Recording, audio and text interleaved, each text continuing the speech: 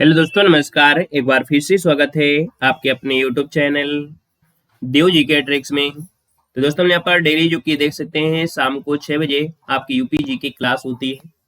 और देख सकते हैं कि ये आपकी 5 ऑप्शन वाली आपकी सीरीज है, जिसमें से आपके 5 ऑप्शन आपके होते हैं।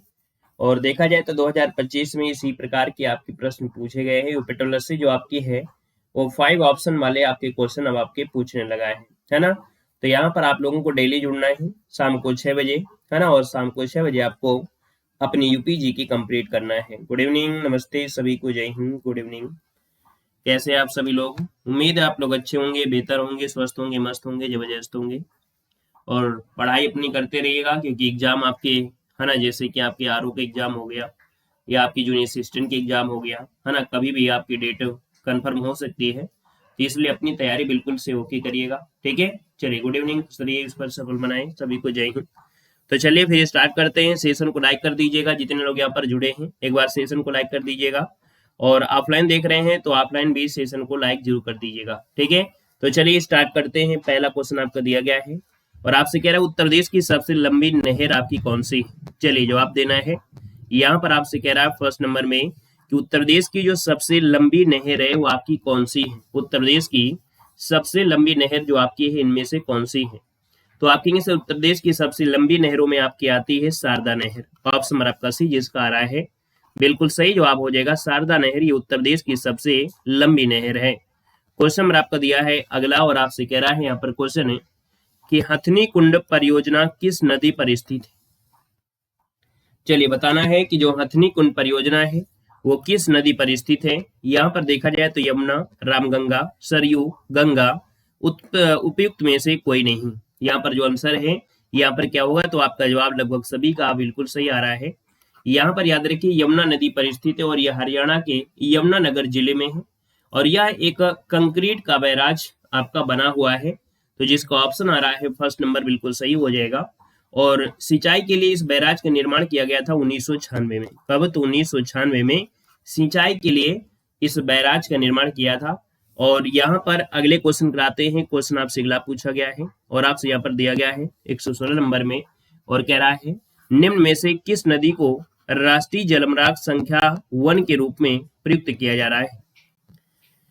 बताना है कि सर राष्ट्रीय जलमार्ग संख्या 1 के रूप में जो प्रयुक्त किया जा रहा है वो किसको प्रयुक्त किया जा रहा है। यहाँ पर देखा जाए तो आप कहेंगे सर वाटर हाईवे 1 के रूप में देखा जाए तो आपकी ये गंगा नदी है। गंगा नदी की बात करते हैं तो ऑप्शन नंबर आपका सी राइट हो जाएगा। ये प्रयागराज स्टार्ट होता है और उत्तर प्रदेश, बिहार, झारखंड, पश्चिम बंगाल राज्यों से होते हुए ये गुजरता है।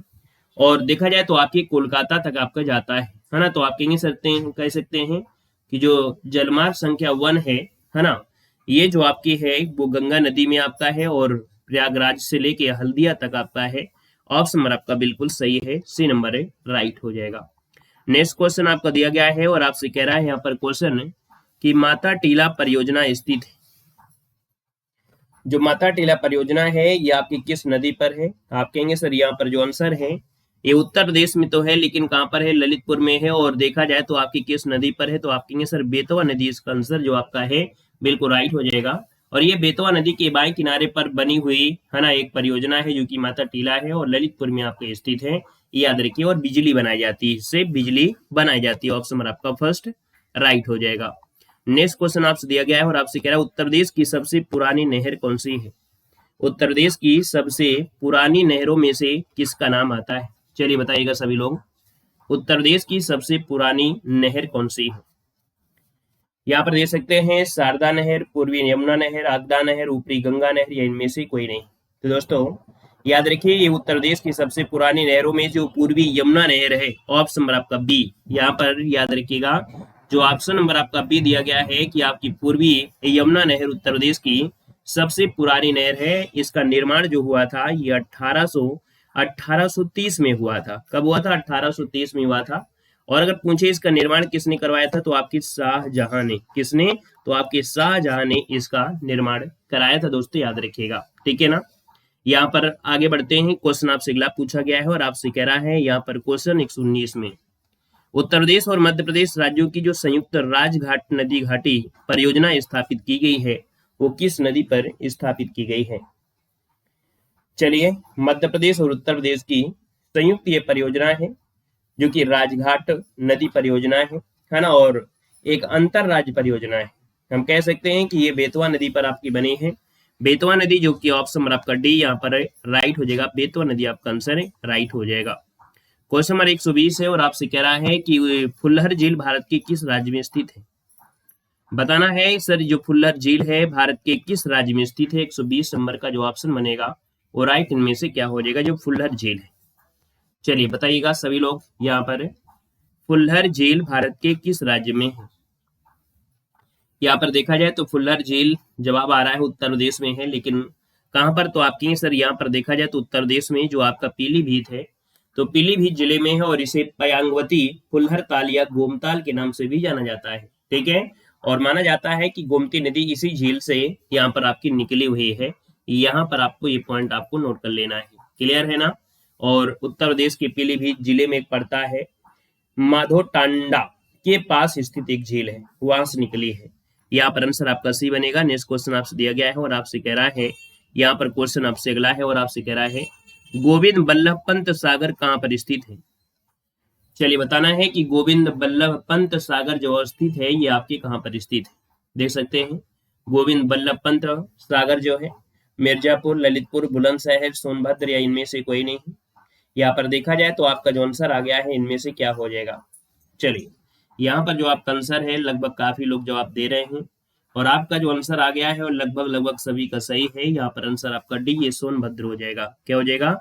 यहाँ पर आपका गोविंद बल्लभ पंत जो सागर है, ये उत्तर प्रदेश के सोनभद्र जिले में पिपरी नामक स्थान पर है ना। सोनभद्र में अगर पूछे, क्योंकि 5 ऑप्शन में यूनिवर्सिटी हिस्ट्री में क्वेश्चन पूछा गया था कि जो आपका है जो पंत सागर, ये आपका जगह नहीं दिया था, सीधी सीधी आपको स्थान दिया था पिपरी, तो मिलान करना था। तो आप कहेंगे सर ये पिपरी में है, पिपरी जो आपकी सोनभद्र जिले में है।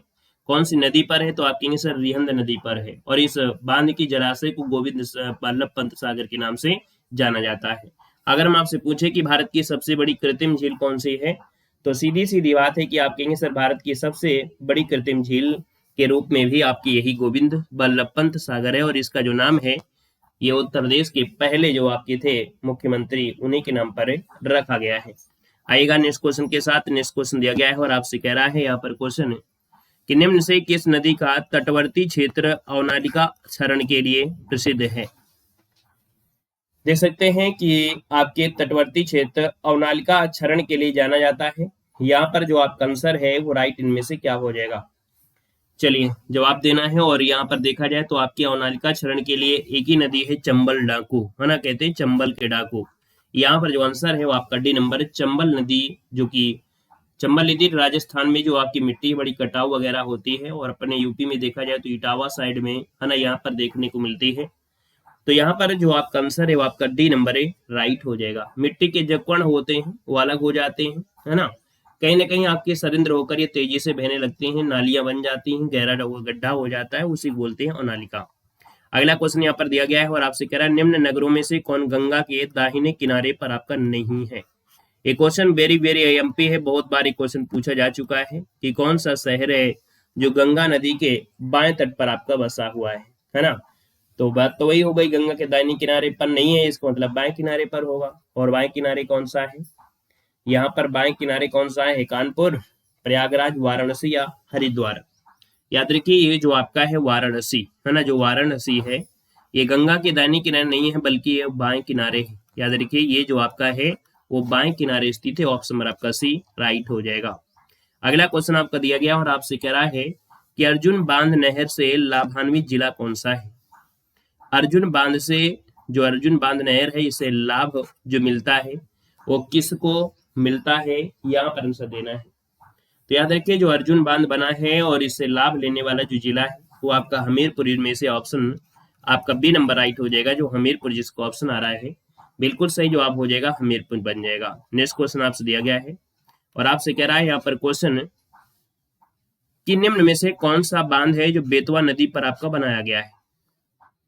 बताएगा कि कौन सा बांध है जो बेतवा नदी पर बनाया गया है। यहाँ पर आंसर, बेतवा नदी पर बने हुए बांधों में से देखा जाए तो राजघाट बांध है, परीक्षा बांध है, माता टीला बांध है, ये आपकी बांध है।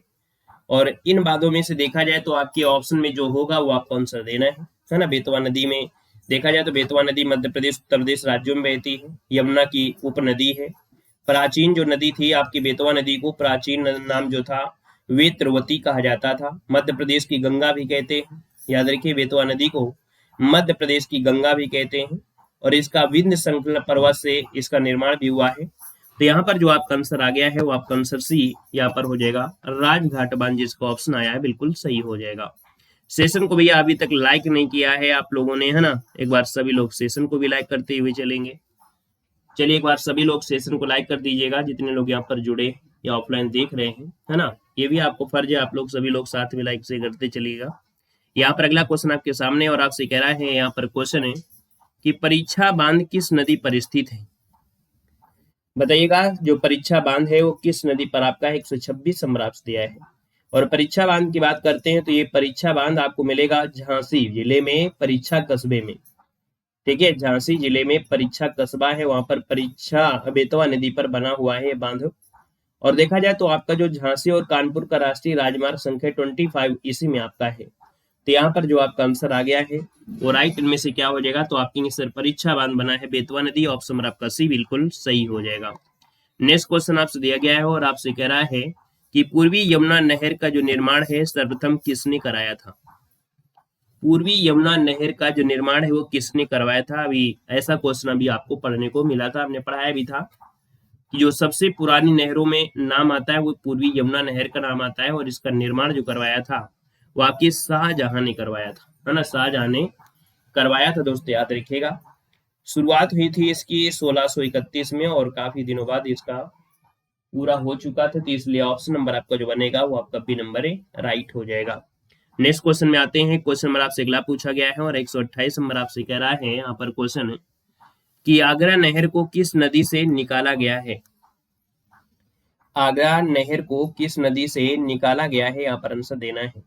गंगा, यमुना, हिंडन, गोमती। तो आप कहेंगे सर आगरा जो बसा है वो किस नदी किनारे बसा है, तो आगरा जो बसा है वो आपकी यमुना नदी किनारे है। तो यहाँ पर हम आपसे पूछे कि सर आगरा नहर पूछ लिया है 128 नंबर में, तो ऑप्शन में से क्या बनेंगे, तो आप कहेंगे सर यमुना इसका जो आंसर है यहाँ पर बी नंबर राइट हो जाएगा। आगरा नहर को किस नदी से, तो आप कहेंगे यमुना हो जाएगा, सिंपल सी बात है। यहाँ पर जो आंसर है वो आपका जो बनेगा वो आपका बी नंबर राइट हो जाएगा। ठीक है, आएगा नेक्स्ट क्वेश्चन के साथ। नेक्स्ट क्वेश्चन आपसे दिया गया है और आपसे कह रहा है यहाँ पर क्वेश्चन है कि लंबाई के हिसाब से प्रदेश में सर्वाधिक नहर जो आपकी है वो कौन सी है। लंबाई के हिसाब से अगर हम बात करें तो लंबाई के हिसाब से जो यूपी की सर्वाधिक लंबी नहर है वो आपकी कौन सी है, तो उत्तर प्रदेश की सर्वाधिक लंबी नहर शारदा नहर है। शारदा नहर है। यहाँ पर देखा जाए तो आपका आंसर इनमें से क्या हो जाएगा, भैया ऑप्शन में है तो इनमें से देखा जाए तो आपसे ये कह रहा है कि जो शारदा नहर है लंबाई के हिसाब से प्रदेश में सर्वाधिक, मतलब कहाँ से जाती है, सबसे ज्यादा लंबी किस जगह पर है, कौन से शहर पे है, ये इसका मतलब ये हो गया। तो दोस्तों ये जो आपकी लंबाई के हिसाब से रायबरेली में सबसे लंबी आपकी है, सर्वाधिक लंबी नहर आपकी है। इस क्वेश्चन में थोड़ा सा परिवर्तन होना चाहिए, सर्वाधिक लंबी के हिसाब से आपको करना चाहिए कि प्रदेश में सर्वाधिक लंबी जो आपका किस जगह से होके आती है, तो इन शहरों में से रायबरेली से होके जाती है। ऑप्शन नंबर आपका फर्स्ट यहाँ पर राइट हो जाएगा। क्वेश्चन आपसे अगला पूछा गया और आपसे कह रहा है कि प्रदेश में नलकूपों द्वारा सिंचित क्षेत्र कौन सा है। प्रदेश में नलकूपों द्वारा सिंचित क्षेत्र में जो परसेंटेज आपका है इनमें से होगा क्या। यहाँ पर देखा जाए तो आपका जो आंसर है यहाँ पर है राइट, इनमें से क्या हो सकता है। यहाँ पर जो आपका आंसर है इनमें से क्या हो जाएगा, तो नलकूपों से जो आपके सिंचाई होती है कहीं ना कहीं आप देखेंगे कि आपकी लगभग सबसे ज्यादा आपकी नलकूपों से होती है, जिनमें से लगभग आप 74.9% यहाँ पर जो आंसर है यहाँ पर 74.9% जो आपकी है ये आपके नलकूपों से होती है, अर्थात ट्यूबवेल से होती है। ऑप्शन नंबर आपका सी यहाँ पर राइट हो जाएगा। नेक्स्ट क्वेश्चन दिया गया है और आपसे कह रहा है कि प्रदेश में रेन हार्वेस्टिंग व रिचार्ज नीति लागू की गई थी। प्रदेश में रेन हार्वेस्टिंग और रिचार्ज नीति ये लागू की गई थी और ये कब लागू की गई थी। यहाँ पर जो आपका आंसर है वो राइट इनमें से क्या हो जाएगा, ये क्वेश्चन पूछा गया था और ये 2001 है। यहाँ पर जो आंसर है आपका फर्स्ट नंबर यहाँ पर राइट हो जाएगा। मतलब रेन वाटर हार्वेस्टिंग मॉडल है क्या? मतलब वर्षा का जो जल है ये सतही प्रवाह के रूप में बहकर व्यर्थ हो जाने से जो पहले सतह पर, सतह के ऊपर, सतह के नीचे या उप सतह में एकत्रित किया जाता है और एकत्रित करके सिंचित किए जाने की तकनीकी को ही वर्षा जल संचय कहते हैं, है ना। मतलब जो जल सतही प्रवाह है इसको इंग्लिश में बोलते हैं, यहाँ पर हिंदी में बोलते हैं वर्षा जल संचय, और इसी को इंग्लिश बोलते हैं रेन वाटर हार्वेस्टिंग, इसे कहते हैं, याद रखिएगा, ठीक है ना, याद रहेगा। तो आपका आंसर फर्स्ट हो गया। नेक्स्ट क्वेश्चन आपके दिया गया है और आपसे कह रहा है यहाँ पर क्वेश्चन है कि देश में नलकूपों द्वारा सर्वाधिक सिंचित क्षेत्रफल आपका कौन सा है? देश में सर्वाधिक नलकूपों द्वारा जो सिंचित क्षेत्र आता है इनमें से आपका आंसर क्या हो जाएगा? नलकूपों मतलब आपका ट्यूबवेल हो जाएगा, याद रखिएगा, है ना। तो आप कहेंगे सर ये उत्तर प्रदेश है जहां पर आपके नलकूपों से अर्थात ट्यूबवेल से सबसे ज्यादा यहाँ पर क्या होती है, सिंचाई होती है। बाकी बहुत ऐसे राज्य है जहाँ पर आपको याद है कि आपकी जैसे नहरों वगैरह से उनमें सिंचाई होती है, लेकिन नलकूपों से यूपी में सबसे ज्यादा होती है। अगला क्वेश्चन यहाँ पर दिया गया है और आपसे कह रहा है यहाँ पर क्वेश्चन, केंद्र द्वारा किस नदी को राष्ट्रीय नदी घोषित किया गया है? केंद्र द्वारा किस नदी को राष्ट्रीय नदी घोषित किया गया है? यहाँ पर देखा जाए तो आप कहेंगे सर ये जो गंगा नदी है ना, गंगा नदी है, इसको जो घोषित किया गया था वो 2008 में घोषित किया गया था राष्ट्रीय नदी, है ना, जो कि आपकी 4 नवंबर 2008 को उस समय प्रधानमंत्री मनमोहन सिंह थे, उन्होंने गंगा नदी को भारत की सबसे पवित्र नदी भी माना गया है ना, ऐसा बोला भी है। तो इसका ऑप्शन आपका डी राइट हो जाएगा। नेक्स्ट क्वेश्चन दिया गया है और आपसे कह रहा है, क्वेश्चन दिया गया है, निम्न नदियों में से प्रदेश की कौन सी नदी मैदानी क्षेत्रों में से निकलती है? कुछ नदियां हैं आपके देखा जाए तो आपकी हिमालय पर्वत से निकलती है ना, कई जगह पहाड़ियों से निकलती है, लेकिन कुछ ऐसी नदियां हैं जो मैदानी भागों से निकलती हैं। मैदानी भागों से निकलने वाली नदियों में से जो नाम आता है वो किसका आता है? यहाँ पर देना है आपका जो आंसर है वो आपका इनमें से क्या हो जाएगा? तो आप कहेंगे सर यहाँ पर ये नदी है मैदानी क्षेत्रों से आती है, जो सही नदी है इन ऑप्शन में से जो आपकी सही नदी है ये मैदानी क्षेत्र से आपकी निकलती है, याद रखिए इसका आंसर आपका सी राइट हो जाएगा, सही नदी हो जाएगा। जैसे कि आपकी फुल्लर झील से निकलती गोमती नदी, उसी प्रकार ये जो सही नदी है ऐसी नदियां हैं जो आपकी मैदानी भागों से निकलती हैं। अगला क्वेश्चन आपसे दिया गया है और आपसे यहाँ पर कह रहा है कि सर क्वेश्चन है, प्रदेश के मैदानी भागों में से नदियों द्वारा विकसित किया जाने वाला जो अपवाह तंत्र होता है वो कैसा होता है? जो मैदानी भागों में नदियों द्वारा विकसित किया गया है अपवाह तंत्र ये कैसा है? यहाँ पर ऐसे अपवाह तंत्र को हम लोग बोलते हैं समानांतर या समांतर अपवाह तंत्र बोलते हैं। ऑप्शन नंबर आपका फर्स्ट यहाँ पर राइट हो जाएगा। याद रखिएगा ऐसे जो आपके अपवाह तंत्र होते हैं जैसे आपका विसर्प हो गया, गोखुर हो गया, बाढ़ मैदान, डेल्टा मैदान, ऐसे आपके बनते हैं जिनमें से यहाँ पर प्रदेशों में, ये इलाकों में इसको कहते हैं हम लोग समांतर अपवाह। ऑप्शन नंबर आपका फर्स्ट राइट हो जाएगा। क्वेश्चन है, निम्न से कौन सा उत्तर प्रदेश की पेयजल परियोजना है? बताना है कि निम्न में से कौन उत्तर प्रदेश की पेयजल परियोजना है? तो उत्तर प्रदेश की पेयजल परियोजना में याद रखिए गोकुल बैराज परियोजना है, और गोकुल बैराज परियोजना जिसको ऑप्शन आ गया है यहाँ पर डी नंबर है, वह जवाब बिल्कुल सही हो जाएगा। डी नंबर गोकुल बैराज परियोजना उत्तर प्रदेश की पेयजल परियोजना है।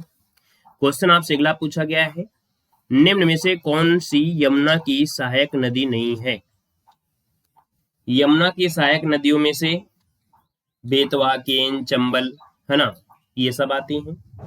यहाँ पर देखा जाए तो आपकी जो कल्याणी नदी है इसकी सहायक नहीं है, तो ऑप्शन नंबर आपका फर्स्ट यहाँ पर राइट हो जाएगा, है ना। यहाँ पर जो आंसर आ रहा है आपका फर्स्ट नंबर, इसका जवाब बिल्कुल सही हो जाएगा। अगला क्वेश्चन आपसे दिया गया है कि गंगा नदी उत्तर प्रदेश में प्रवेश करती है। गंगा नदी जो है उत्तर प्रदेश में प्रवेश करती है, और देखा जाए तो आपकी कहाँ से प्रवेश करती है, शायद आंसर भी आपको दिखा होगा कि सर ये जो बिजनौर जिला है, बिजनौर जिले से गंगा नदी उत्तर प्रदेश में प्रवेश करती है। यहाँ पर आंसर आपका सी नंबर है, राइट हो जाएगा, सी नंबर। नेक्स्ट क्वेश्चन आपके सामने है और आपसे दिया गया है यहाँ पर क्वेश्चन, गंगा नदी उत्तर प्रदेश के कितने जिलों से होकर बहती है? बताइएगा कि गंगा नदी है और उत्तर प्रदेश में से कितने जिलों से होकर बहती है? ऑप्शन है 26, 27, 28, 29, इनमें से कोई नहीं।